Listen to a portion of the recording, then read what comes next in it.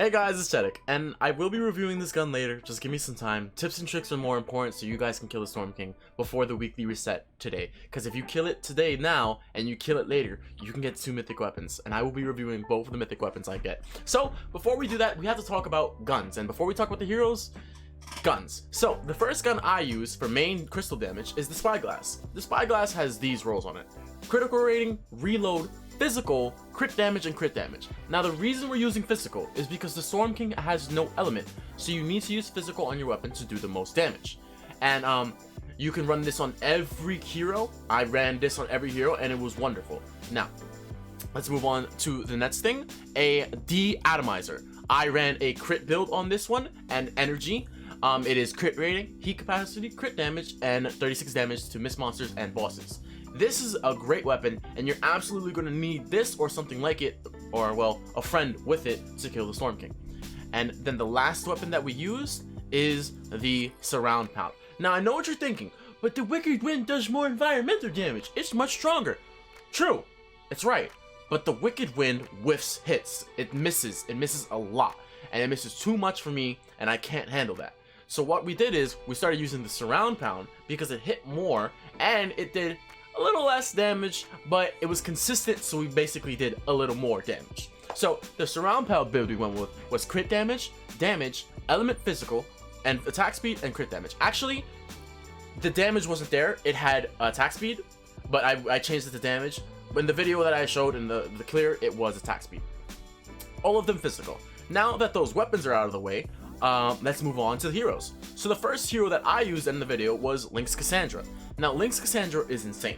I will be going to show you guys gameplay of Link's Cassandra when I'm done talking about her, and then I'll move on to the next hero. So Link's Cassandra is basically the mini boss, the ad clearer, and crystal damage. Link's Cassandra does everything in one. She can 2-shot the crystal, she can decimate the bosses, well, with the team of course, and she can stay alive and does some crazy stuff. Link's Cassandra is basically the jack of all trades, does everything excellently. She's not the jack of all trades, she's the jack of all. She's just a god, simple as that. Link's Cassandra, if you don't have Link's Cassandra in the collection book, please use your tickets or something, get her, she's powerful. So this is the loadout. Link's Cassandra in the lead, fleet to move around faster. Personally, you don't really need this, most of the time you'll be jumping around. Energy siphon to recover your shield, because you're getting energy damage kills with the blaster, the rocket launcher, the de-atomizer. You'll be getting your shield back. Bomb suit to stay alive. Armor is damage resistance to keep you alive. Hardware crit rating, because you're using the Surround Pound with 2 crit damages, and if you're using the Surround Pound with 2 crit damages, you need something to crit, so you need hardware crit rating. And faster explosions for extra rocket launcher damage. And then stationary hover turret and adrenaline rush. Adrenaline rush to revive your teammates, and stationary hover turret to deal with some ads. Personally, that's the only thing I found useful. I tried to use teleport, didn't work. And that is the Link's Cassandra build. Here is some footage, and I will be talking over the footage to show you what's going on. Right, now I'm playing as Link's Cassandra, and I'm focusing on the crystals because there are no mini bosses on the map, and I didn't realize it until I actually looked at the mini map. Once I saw the mini boss, I was like, alright, it's time for me to do my actual objective and kill the mini boss.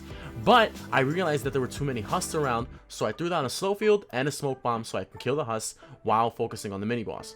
Right here you can see that I'm taking out the Riot Shield Husky, the Beehive, because these husks will kill me more likely than the mini boss will. Then I focus on the mini boss, use my Kunai Storm for extra damage, and I eviscerate him until it's down. And the reason why you guys have to kill mini bosses is if the storm circle is enclosing on you, that's because of the mini boss. Once it dies, you'll see that the circle resets and we have more space to shoot the crystals again, and you know, some breathing room. And then after that, it's just simply shoot crystals until another mini boss spawns. If a lot of ads come, just kill the ads and you're good.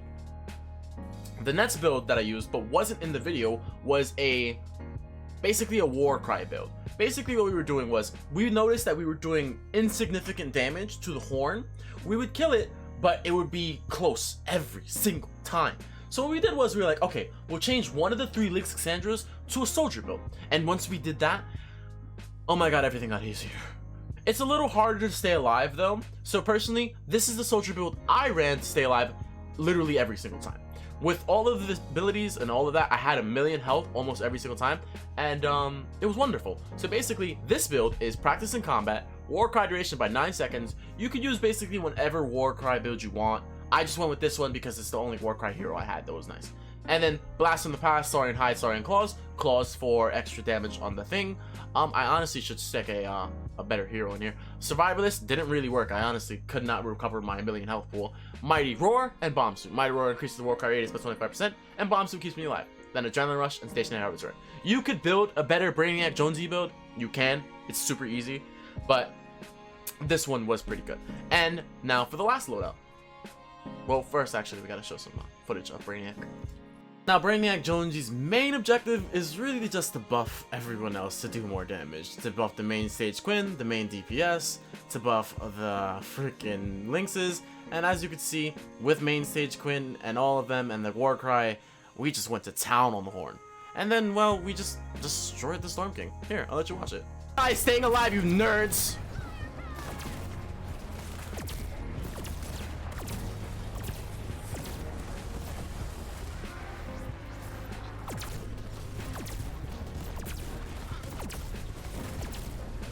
Second clear, boys. Let's go.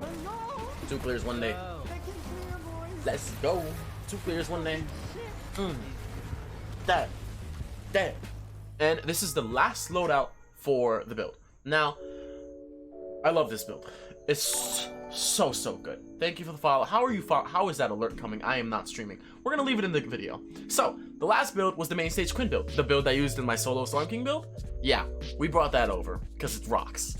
And I'll show you footage here. You saw it in Solo Storm King, but I'll show you some footage. You guys know this build already, so I'm just going to skip over it. And then after this footage, we're going to be talking about the tips and tricks during the fight, okay? So let's go on to that. Main stage Quinn's primary objective is to damage the Storm King, the Storm King's crystals, and the Storm King's horn. For as you can see this massive damage as I'm showing you. I soloed a crystal, and then I helped him out with the mini boss because it's my job to deal with the all of the DPS doesn't mean I can't help out in killing other things too. It's like, you know, try to do everything at once and then, you know, do your trick that I'll show you later in the video. And now let's go for some horn damage.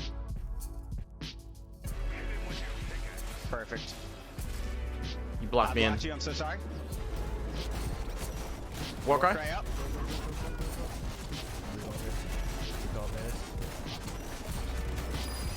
Yes. Stay alive! Oh, kill him! Yeah, kill him! Kill it! GG! Third time. Jeez. Let's go. Good stuff. What was that, 5 tries? Yeah, you guys are great. Now, some extra things I forgot. Links to Cassandra can practically move anywhere around the map. I will show you guys in a later second. Brainiac Jonesy, you gotta be a little careful. You gotta watch and manage your health. And main stage Quinn, she basically avoids most conflicts and shoots things from afar. She's a super sniper girl. She's super cute. I love her. Now let's talk about some survivability tactics that will keep you alive during the fight. Alright, so the most important thing you need to know for the Storm King fight is this. If you're not running a ninja hero, well actually in every hero, what you're going to do is you're going to edit your wall into an arc.